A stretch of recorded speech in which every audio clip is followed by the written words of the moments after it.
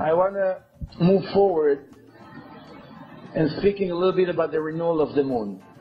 As we know, it's very important for the Jews that Passover will always be celebrated in the time of the spring. It has to be comfortable weather.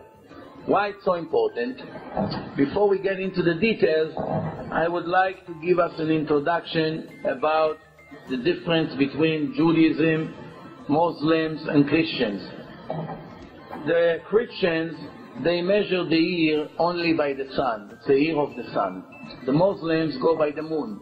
The year of the moon is 354 days. It's 11 days shorter. The cycle of the moon, the year, is shorter than the sun. The Jews are going by the sun and the moon. The Muslims have no problem that the year is 11 days shorter than the rest of the world. That's why their holidays are moving. For instance, the fast of the Ramadan, which is 40 days, is moving every 3 years by a month, because there's 11-day shortage. So every 3 years, 33 days, the holiday, the fast of the Ramadan is moving. That means after 18 years, it moves from the sun, from the summer to the winter. And they can care less about it. Sometimes they fast in hot days, sometimes they fast in colder days. The Christians had to make an adjustment to the calendar. That's why every 4 years they celebrate an extra day in the year, which is February 29. Every 4 years you have February 29. The rest of the years you have only 28 days in February. And that's how they balance the gap between the sun and the moon. The Jews supposedly supposed to have a problem. Why?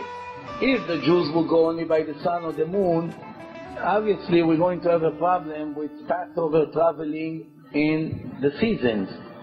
And this is what the Torah had to tell us. This is again from the Midrash, which is the oral Torah. At that time, God gave Moses the laws and the calculation of the renewal of the moon, and informed him how he's going to determine when it's going to be a leap year, and decide the length of the actual month. Which means, for those who know, every 19 years, the Jews have extra 7 months in the calendar. Every 2 to 3 years, we have an extra month to the year, which means this year was 13 months. Just when Passover is about to be too early and come closer to the winter time, we push an extra month and delay it by 30 days and push it back into the spring. How do we know to do it? Because God, when He gave the Torah to Moses, He told them about the secret of the calendar. Now, the interesting part, this was the introduction, that the oral Torah is telling us something which is really hard to believe.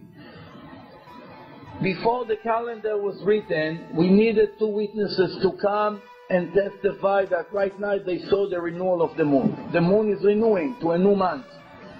The rabbis in the court were sitting and waiting until the witnesses would come. They had their calculation that today approximately, late in the afternoon, approximately, it has to be the renewal of the moon. They were waiting for the first witnesses to come. As they come, they announce now is the first day of the month, and they count in 10 days, for instance, to Yom Kippur, which is the 10th day of Tishrei, or 14 days in Nisan, which is Passover, according to what the Torah told us. One time, 200 witnesses came to the court. It was a cloudy day. They told the president of Israel, his name was Rabbi Gamliel, we just saw the renewal of the moon. He told them, I'm sorry, but all of you have to be wrong. Why? Because we have a minimal cycle that God told us in Mount Sinai, which was transferred from father to son, from rabbi to student, all these years. The renewal of the moon can never be less than 29 days and a half and 2/3 of the hour and 73 parts of the minute. When we calculate that, we get 29.530 590. The interesting part is that when we go and check what NASA, the American agency, had to tell us, I have in front of me a copy of the original results of the research, and their conclusion is that the renewal of the moon, the cycle is 29.530588.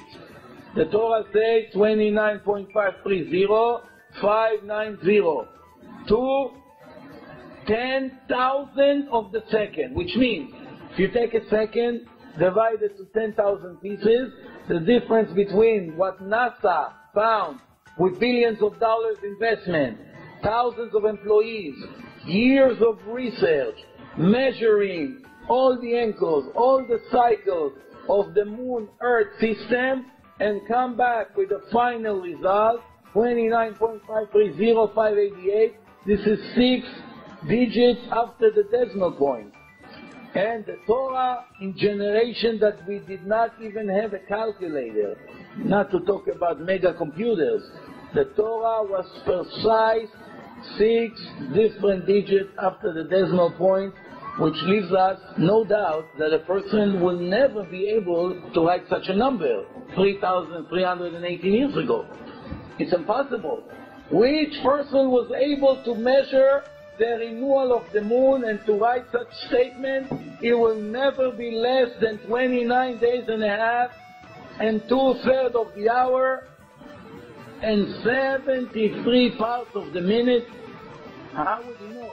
That means if NASA would come back with a different number and they prove scientifically that it's completely a different number, there will be an error in the oral Torah and would give us a serious doubt.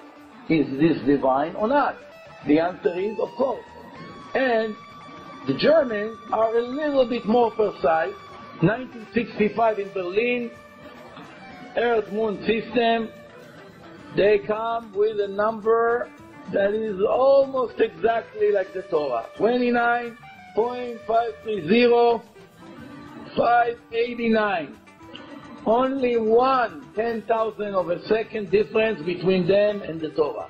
And who was right? Allow me to be sure that the Torah was of course right. Someone actually told me in one of my lectures that he saw that they adjusted it to the exact number of the Torah. I'm still looking for the source, but it doesn't matter whether they did or not. It's not so important. What's important is that the indication, the importance is that the Torah wrote to us a number no human being was able to write 3,318 years ago. Absolutely not. He had no way to measure, there's no satellites, no telescope, none of the things that they use. And of course, there was no way to calculate it mathematically. 6 different digits after the decimal point.